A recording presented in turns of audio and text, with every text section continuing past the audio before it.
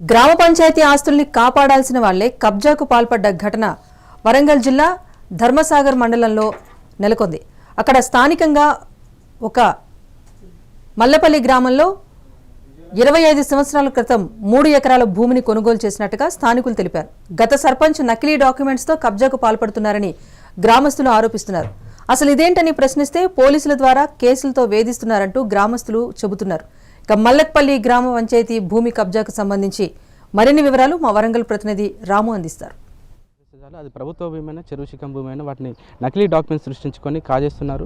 తాజాగా ధర్మసాగర్ మండలం మల్లపల్లిలో survey number 171కు సంబంధించి 5 ఎకరాల ప్రభుత్వ చెరువు శిఖం భూమి ఉంది. భూమిని నకిలీ డాక్యుమెంట్స్తో అన్యాక్రాంతం చేస్తున్నారని గ్రామస్తులు ఆరోపిస్తున్నారు. ప్రస్తుతం ఒకసారి మనం విజువల్స్లో కూడా చూడొచ్చు. ఇక్కడ చెరువుకు సంబంధించిన భూమిని పూర్తిగా కూడా మట్టి నింపి దాన్ని కబ్జా చేసే ప్రయత్నం చేస్తున్నారు. దానికి సంబంధించి కూడా ఇక్కడ గ్రామస్తులు ఉన్నారు. అసలు ఏం జరుగుతుందో వాళ్ళు తెలుసుకునే ప్రయత్నం చేస్తున్నారు. చెప్పండి, అసలు మొత్తంకి మీ చెరువుకు సంబంధించి ఎన్ని ఎకరాల భూమి ఉంది, అసలు ఈ కబ్జా చేస్తున్న వాళ్ళు ఎవరంటే? ఇప్పుడు అది 6 ఎకరాలు అన్నాడు చేసినాక. వీళ్ళు బాల వికాస్ వాళ్ళు సర్పంచ్ కలిసి 5 ఎకరాలుగా ఉన్నారు. కొన్నాక మట్టి అమ్మి 70,000 60,000 వీళ్ళు కట్టంగా 10,000 20,000 మిగిలినాయట. మిగిలినాక మళ్ళీ పోయేటప్పుడు అయితే సర్పంచ్కి ఇంకో సర్పంచ్ అప్పచెప్పుకోవాలి కదా. అప్పచెప్పినాక భూమికి పట్టాదారు వచ్చి వాళ్ళెవలో వీళ్ళెవలో అంటే వాళ్ళని బెదిరించి గ్రామాల అనకుండానే డైరెక్ట్ రిజిస్ట్రేషన్ చేసుకున్నాడు. కబ్జా చేస్తుంది ఎవరు? అసలు కబ్జా చేసింది ఎవరు లేరు, గట్లనే ఉంటాను. ఇప్పుడు కబ్జా చేసింది నాది భూమి అనే సింగారు రమేషే. ఆయన అప్పచాలు సేవ చేసుకుంటా ఆయన పోయిండు. ఆయన ఏం చేసేది, గతంలో ఏం చేశాడు? ఆయన ఆ వరకు రాజకీయం చేసిండు. ఇంత కాంట్రాక్టర్ పని పట్టేది. అది పోయి ఇక ఒకసారి ఓడిపోయింది మహేశ్వరం మీద. ఓడిపోయి మళ్ళీ గెలిచి ఇక ఈ భూమి ఇక నకిలో దొంగ దొర రిజిస్ట్రేషన్ చేసుకున్నాడు. గతంలో సర్పంచ్గా చేసిన వ్యక్తి ఇప్పుడు భూమిని కబ్జా చేస్తున్నారంటే వీళ్ళు ఆరోపిస్తున్నారు. అమ్మ చెప్పండి, అసలు ఈ భూమికి సంబంధించి అసలు ఏం జరుగుతుంది? దీంట్లో చెరువు పారకం ఉందా? దీనికి మీరు ఉపయోగించే వాళ్ళు? అసలు చెరువుకు పారకం లేదు సారు. చెరువు కిందనే ఉన్నది, పొరంబోగు లాగానే అట్లనే చెరువునే వాడుకుంటాను. గ్రామ పంచాయతీకి ఉన్న బావిని మేము వాడుకొని వాటర్ ఊళ్ళోకి పంపిస్తాను. గ్రామానికి పంపించేదాన్ని ఇప్పుడు వచ్చిన సర్పంచ్ అదే రమేష్ మాది ఆక్రమించుకొని దొంగ సంతకాలు పెట్టి రిజిస్ట్రేషన్ చేసి రిజిస్ట్రేషన్ చేసుకొని ఇప్పుడు నాది భూమి ఆయన వచ్చి బావి కూడా పొత్తాడు, బోరు కూడా పొత్తాడు. మీకు ఈనంగా ఏం లేదు అవకాశం. ఇది నాది పట్టా వచ్చింది, పాస్బుక్ వచ్చింది. ఈ బావి ఏందమ్మా అసలు? బావి ఎందుకు కొడతారు? బావి వాడిని పట్ట చేయించుకుంటా 3 ఎకరాల నాకు అధికారం ఉన్నది, నాకు పట్ట అయింది, మీకు అవసరం లేదు అని దొంగ రాత్రిలు ఇదంతా తీపిచ్చి కూడిపిచ్చి ఇప్పుడు అచ్చగట్టుకుంటాడు. ఇప్పుడు చెరువు అచ్చగట్టుకునే అర్హత లేదు కదా. 10 మంది సంతకాలు ఉండాలి, 10 మంది 5 సర్పంచులు దిగిపోయిండు కానీ ఈ పని చేయలే. కానీ ఇప్పుడు చెప్తాండి ఈయన. గతంలో సర్పంచ్ చాలా మంది పని చేశారు కానీ ఇలాంటి పనికి మాత్రం ఎవరు ఒరగట్లేదు అని చెప్పి చెప్తున్నారు. ప్రస్తుతం మనతో పాటు ఇదే గ్రామాన్ని పనిచేసిన మాజీ సర్పంచ్ ఉన్నారు. వారితో కూడా మాట్లాడే ప్రయత్నం.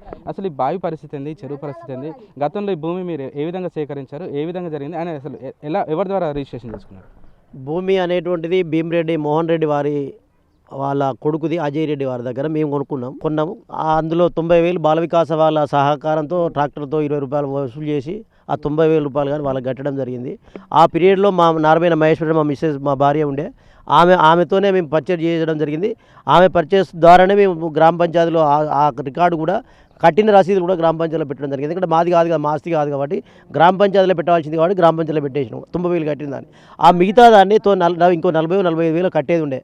ఆయన భూమికి కట్టేదాన్ని పక్క పెట్టి నన్ను కూడా విచారించకుండా, మా భార్య కూడా విచారించకుండా ఆయన మిగతా డబ్బులు కట్టేసుకొని మొత్తం 3 ఎకరాల చిల్లర ఆయనకు సింగారపు రమేష్ సర్పంచ్గా ఉన్నప్పుడు వాళ్ళ భార్య పేరున సింగారపు గీతాభవాని పేరు మీద అక్రమంగా, ఎందుకంటే మేము కట్టింది డబ్బులు ఒకరికి రిజిస్ట్రేషన్ చేసుకున్నది ఇంకొకరి ద్వారా రిజిస్ట్రేషన్ చేసుకున్నాడు.